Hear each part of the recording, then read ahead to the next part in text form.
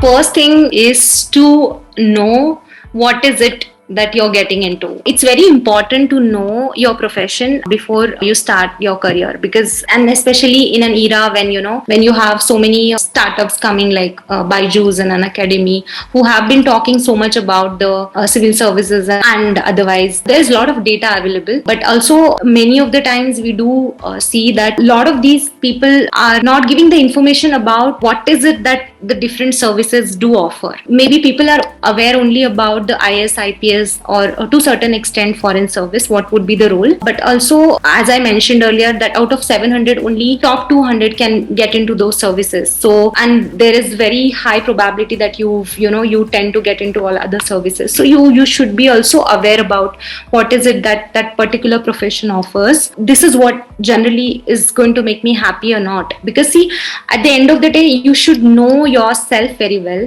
And if you are self-driven and if you have that clarity in your life in terms of what exactly you want, you can be equally dedicated. So that is something I would say that people to know, because I have also seen few of my friends, and even for that matter, even I wrote exam afterwards as well, that there's no guarantee that once you get into service, again you can get into any other service or otherwise also. So there is a lot of uncertainty and unpredictability, and especially in this time when there are lots of other professions, be it starting your own venture, or exploring lots of other professions is also or could be a better option if you know that you're not getting in like 3 or 4 attempts. Because there have been instances when I have seen few of my friends have written like 5 or 6 attempts, because 6 is the maximum you write, and then after that what do you do? Because you are a bright student coming from NIT, and then you've exhausted your attempts and you have a career gap. So these are the harsh realities which also have to be spoken, wherein people go into depression. So though it's a very lucrative career, it is also very, very uncertain career. So everyone who is getting into it will have to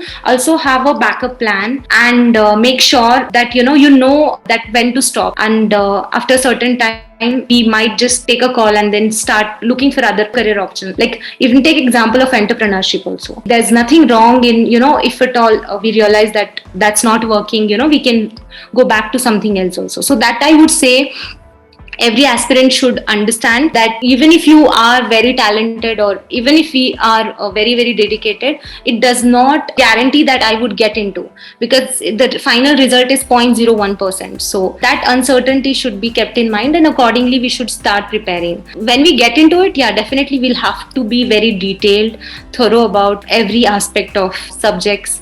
And I think nowadays so much material is available on all of the platforms, be it even Telegram or YouTube, or otherwise also a lot of classes have come. So they can refer to many of these coaching institutes are also readily giving the information available. So I think any mantra or any syllabus you follow or coaching institute you follow, you have to be focused and revise things and know the subject matter very well. So if you read and then you don't remember, or you're not able to recollect or reproduce at that point of time, there's not going to be any point. So one mantra I would rather say is that you should know the subject thoroughly, in the sense that if you have a command on the subject, and that would come only with the revision, and that's the key. I would say that the limited sources, revision is the key. But also knowing the reality that okay, if it does not happen to you, does not mean that that's like the end of my career. No, because I really believe that, and frankly speaking, I just believe that this is just the beginning of our career. When you